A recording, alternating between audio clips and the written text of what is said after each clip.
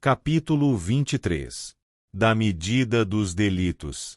Já observamos que a verdadeira medida dos delitos é o dano causado à sociedade. Eis aí uma dessas verdades que, embora evidentes para o espírito menos perspicaz, mas ocultas por um concurso singular de circunstâncias, só são conhecidas de um pequeno número de pensadores em todos os países e em todos os séculos cujas leis conhecemos. As opiniões espalhadas pelos despotas e as paixões dos tiranos abafaram as noções simples e as ideias naturais que constituíam sem dúvida a filosofia das sociedades primitivas. Mas, se a tirania comprimiu a natureza por uma ação insensível, ou por impressões violentas sobre os espíritos da multidão, hoje, enfim, as luzes do nosso século dissipam os tenebrosos projetos do despotismo, reconduzindo-nos aos princípios da filosofia e mostrando-nos-los com mais certeza. Esperemos que a funesta experiência dos séculos passados não seja perdida e que os princípios naturais reapareçam entre os homens, malgrado todos os obstáculos que se lhes opõem. A grandeza do crime não depende da intenção de quem o comete, como erroneamente o julgaram alguns, porque a intenção do acusado depende das impressões causadas pelos objetos presentes e das disposições precedentes da alma. Esses sentimentos variam em todos os homens e no mesmo indivíduo, com a rápida sucessão das ideias, das paixões e das circunstâncias. Se se punisse a intenção, seria preciso ter não só um código particular para cada cidadão, mas uma nova lei penal para cada crime.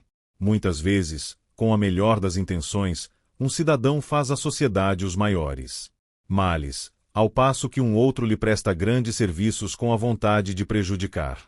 Outros jurisconsultos medem a gravidade do crime pela dignidade da pessoa ofendida, de preferência ao mal que possa causar à sociedade. Se esse método fosse aceito, uma pequena irreverência para com o Ser Supremo mereceria uma pena bem mais severa do que o assassínio de um monarca, pois a superioridade da natureza divina compensaria infinitamente a diferença da ofensa. Outros, finalmente, julgaram o delito tanto mais grave quanto maior a ofensa, a divindade. Sentir-se-á facilmente quanto essa opinião é falsa, se examinarem com sangue frio as verdadeiras relações que unem os homens entre si e as que existem entre o homem e Deus.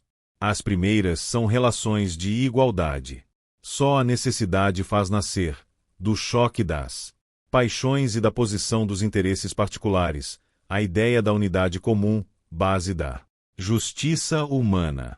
Ao contrário, as relações que existem entre o homem e Deus são relações de dependência, que nos submetem a um ser perfeito e criador de todas as coisas, a um Senhor soberano que somente a si reservou o direito de ser ao mesmo tempo legislador e juiz. Somente ele pode ser a um tempo uma e outra coisa.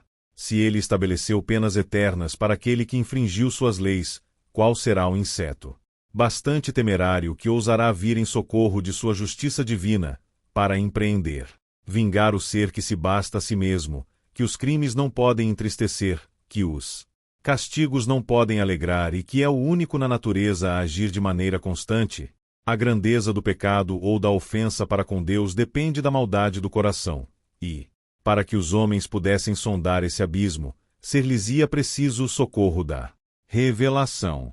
Como poderiam eles determinar as penas dos diferentes crimes, sobre princípios cuja base lhes é desconhecida? Seria arriscado punir quando Deus perdoa e perdoar quando Deus pune. Se os homens ofendem a Deus com pecado, muitas vezes o ofendem mais ainda, encarregando-se do cuidado de vingá-lo.